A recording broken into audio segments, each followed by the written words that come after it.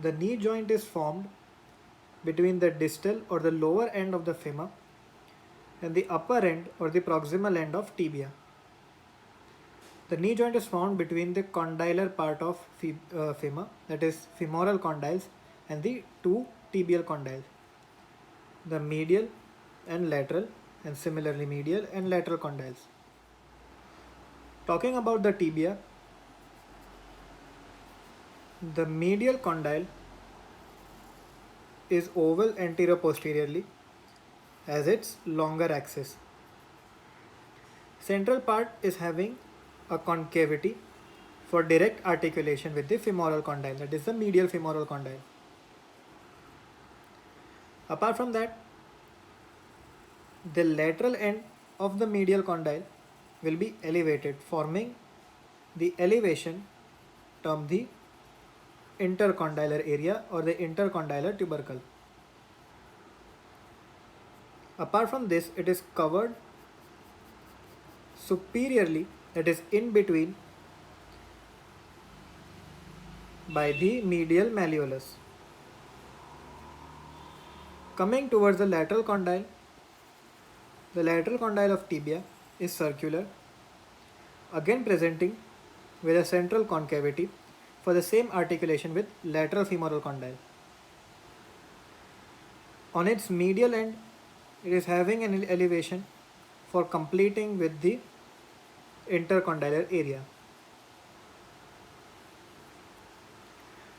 Also covered superiorly by the lateral meniscus. That is, talking about the femur, the medial and lateral condyles have in between them the intercondylar notch, which is non-articular.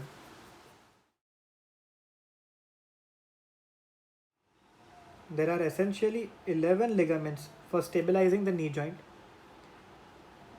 We'll first see the fibrous capsule, which is very thin and deficient anteriorly, as it is replaced anteriorly by quadriceps femoris, patella, and the ligamentum patelli. Posteriorly, the capsule winds around the articular processes and the intercondylar notch.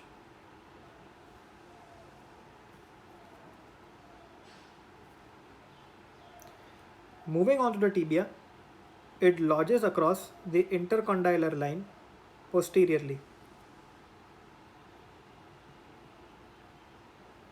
However, posterior lateral aspect has its deficiency as a result of the emerging fibers of popliteus muscle.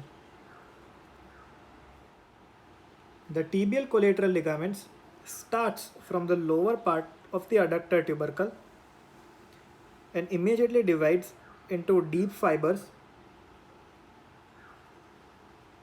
and superficial fibers.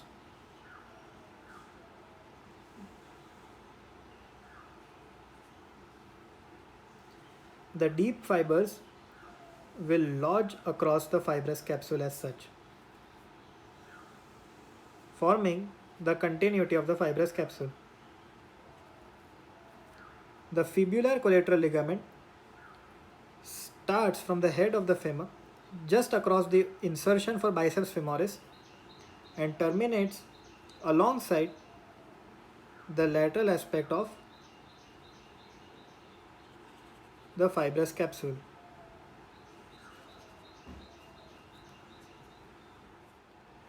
Posteriorly viewing, we can see the femoral part of the ACL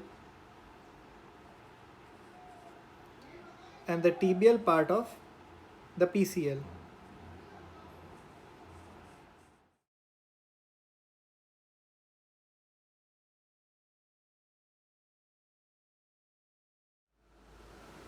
From the lateral view, we know that the posterior fibrous capsule of the knee joint is as such, runs anteriorly as such, and it is deficient anteriorly because anteriorly the knee joint has the sesamoid bone patella of the quadriceps femoris muscle. The quadriceps femoris muscles are formed by the four muscles of the extensor compartment, which involves the vastus, the three vastuses, vastus lateralis, intermedialis and medialis, and the rectus femoris. Apart from this, ligamentous fibers, that is ligamentum patelli, also contribute at the anterior aspect of knee joint. Articularis genu are small muscles at the inferior part of the shaft of femur, which gets inserted onto the superficial surface of patella, superior surface of patella and related bursa. Proper crossings of the anterior cruciate ligament and the posterior cruciate ligament is visible. The posterior cruciate ligaments arises from the posterior aspect of the intercondylar area of the tibia, runs superiorly, medially and forwards, gets inserted in the anterior aspect of the medial condylar part of femur. Whereas the ACL, that is anterior cruciate ligaments, runs backwards, upwards and laterally to get inserted into the lateral condylar part of femur at its posterior aspect.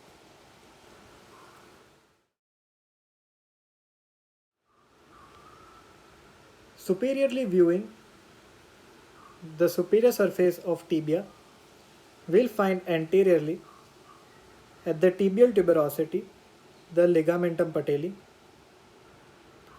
Apart from this, we'll find that the anteriorly the fibrous capsule is deficient and certain parts of fibrous capsule to be traced backwards. In the intercondylar area or the intercondylar eminence or tubercle, we'll find the most posterior ligament to be the posterior cruciate ligaments. And in the anterior aspect, the ACL, that is the anterior cruciate ligament. A thing to note, the anterior cruciate ligament is rendered taut during extension and the posterior cruciate ligament is rendered taut during flexion. We have the medial meniscus and the lateral meniscus. The medial meniscus has a concave internal surface and a convex external border. Similar is the case for the lateral meniscus. They are inserted, that is the medial meniscus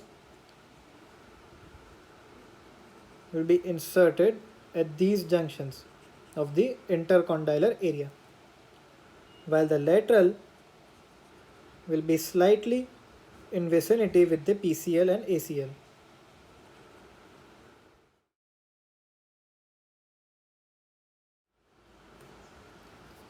These medial and lateral malleolus are nothing but fibrocartilaginous rings or bands which helps and assists in flexion and extension of the knee joint. These malleolus divides the knee joint into two parts. These are the malleolus and these are the fibrous capsule of the knee joint. Divides them into two parts, a superior and an inferior part. The superior part favors the flexion extension, that is the hinge movement, while the inferior part has rotational applications.